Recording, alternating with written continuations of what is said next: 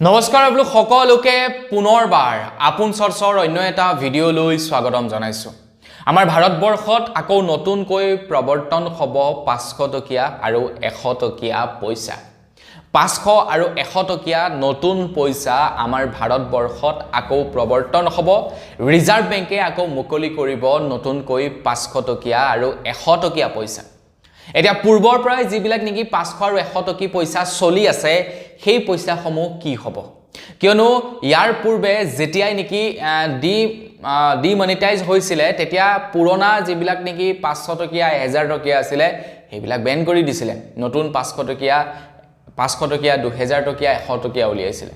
তো এতিয়া আকৌ এবাৰ ৰিজাৰ্ভ বেংকে নতুনকৈ 500 টকীয়া আৰু 100 টকীয়া প্ৰৱৰ্তন কৰিবলৈ গৈ আছে। তো পুৰণা 500 100 টকীয়া বিলাক বন্ধ হ'ব নেকি, আৰু কিয় ৰিজাৰ্ভ বেংকে নতুনকৈ 500 100 টকীয়া প্ৰৱৰ্তন কৰিবলৈ লৈছে সেই সম্পৰ্কত আজিৰ এই ভিডিঅ'টোত মই আপোনালোকক জনাম। তো ভিডিঅ'টো প্ৰথমৰ পৰা শেষলৈকে চাই থাকিব।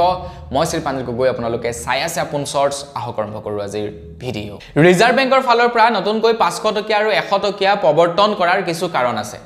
তাৰে ভিতৰত কাৰণসমূহ হৈ গ'ল, কোনো এটা পইচা দীৰ্ঘদিন ধৰি যাতে ব্যৱহাৰ কৰি থাকিব পাৰে তেনেকুৱা ধৰণৰ কোৱালিটি সম্পন্ন পইচা নতুনকৈ ৰিমেক কৰা, তাৰ লগতে যাতে সৰ্বসাধাৰণ মানুহে কোনটো অৰিজিনেল কোনটো ডুপ্লিকেট পইচা সেই বস্তুটোক যাতে প্ৰত্যেকজন ব্যক্তিয়ে মানে বিচাৰ কৰিব পাৰে। তো তাৰ কাৰণে নতুনকৈ 500 টকীয়া আৰু 100 টকীয়া পইচা প্ৰৱৰ্তন কৰিব বুলি কৈছে, যাতে জাল নোটৰ ব্যৱহাৰ কমাব পাৰে তাৰ কাৰণে এই ব্যৱস্থা কৰিব বুলি কৈছে। এতিয়া আমাৰ ভাৰতবৰ্ষত ধৰি লওক কি হয়, এনেকুৱা মানে 2 নম্বৰী মানুহ আছে যিবিলাকে এই নতুনকৈ মুকলি হোৱা 500 টকীয়া 100 টকীয়া 10 টকীয়া 20 টকীয়া সব পইচা মানে ডুপ্লিকেট কৰিবলৈ লৈছে। ৰিজাৰ্ভ বেংকে নিজেই কৈছে যে মাৰ্কেটত ডুপ্লিকেট পইচা অহৰহ চলিছে, আৰু সেইটোক মানে বন্ধ কৰোঁ বুলি ক'লে বন্ধ কৰিব নোৱাৰে পটকেনে, হয়নে নহয়? কিমান নক বন্ধ কৰিব? তো বন্ধ কৰিবলৈ হ'লে আমি নিজেই সতৰ্ক হ'ব লাগিব, পইচাটো লওঁতে ভালদৰে চাব লাগিব। তো এইটো আমাৰ দায়িত্ব, মানে যে কোনটো অৰিজিনেল কোনটো ডুপ্লিকেট পইচা এইটো নিৰীক্ষণ কৰাটো আমাৰ দায়িত্ব। কাৰণ ৰিজাৰ্ভ বেংকে ইমানখিনি কেনেকৈ নিৰীক্ষণ কৰিব? বজাৰততো আমিহে পইচাৰ লেনদেন কৰিম, গতিকে পইচা এটা লওঁতে পইচাটো চাব লাগে যে অৰিজিনেল নে ডুপ্লিকেট। বাৰু যি কি নহওক, এতিয়া কথাটো হৈ গ'ল কি, যিবিলাক পইচা নেকি পূৰ্বৰ পৰাই চলি আছে 500 টকীয়া আৰু 100 টকীয়া, সেই পইচাবিলাক কি হ'ব? সেই পইচাবিলাক বন্ধ হৈ যাব নেকি? ৰিজাৰ্ভ বেংকৰ ফালৰ পৰা স্পষ্টীকৰণ দিছে যে পুৰণা পইচাবিলাক বন্ধ হৈ নাযায়। পুৰণা 500 টকীয়া 100 টকীয়া পইচা বন্ধ হৈ নাযায়। পুৰণা 500 100 টকীয়া পইচাবিলাক চলি থাকিব, কিন্তু লাহে লাহে লাহে লাহে নাইকিয়া হৈ যাব। যেনেকৈ নেকি বৰ্তমান সময়ত আমি পুৰণা 100 টকীয়া পইচাবিলাক দেখিবলৈ নোপোৱা হ'লোঁ, যেনেকৈ নেকি আমি বৰ্তমান সময়ত পুৰণা 10 টকীয়া পইচাসমূহ দেখিবলৈ নোপোৱা হ'লোঁ, ঠিক তেনেকৈ লাহে লাহে লাহে লাহে লাহে লাহে এই বৰ্তমান চলি থকা 500 টকীয়া 100 টকীয়া পইচাবিলাকো বজাৰৰ পৰা নাইকিয়া হ'ব। এতিয়া ৰিজাৰ্ভ বেংকৰ কি দৰকাৰ পৰিলে ইমান পটকেনে নতুন পইচা প্ৰৱৰ্তন কৰাৰ? আপোনালোকে এটা কথা মন কৰিবচোন, পুৰণা 100 টকীয়া পইচাটো আৰু এতিয়াৰ 100 টকীয়া পইচাটোৰ মাজত পাৰ্থক্যটো চাবচোন।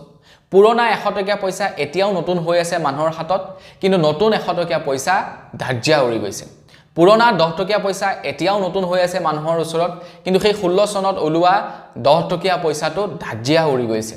কিহৰ কাৰণে? বিল্ড কোৱালিটি বেয়া। পইচা বনাবৰ কাৰণে যি কাগজ ব্যৱহাৰ কৰা হৈছে সেই কাগজৰ কোৱালিটি বৰ বিশেষ ভাল নহয়, যাৰ কাৰণে পইচা দীৰ্ঘদিন চলা নাই। তো ৰিজাৰ্ভ বেংকে সেই সমস্যাটো সমাধান কৰিবৰ কাৰণে, চৰ্ট আউট কৰিবৰ কাৰণে কি কৰিছে, এতিয়া নতুন কোৱালিটিৰ কাগজত পইচা মেকিং কৰিছে, আৰু যাতে নকল ব্যৱস্থাটো সহজতে মানুহে ধৰিব পাৰে তাৰ কাৰণে নতুনকৈ 500 টকীয়া আৰু 1000 টকীয়া মুকলি কৰিছে বুলি, 500 টকীয়া 1000 টকীয়া নহয়, 500 টকীয়া আৰু 100 টকীয়া মুকলি কৰিব বুলি জনাইছে।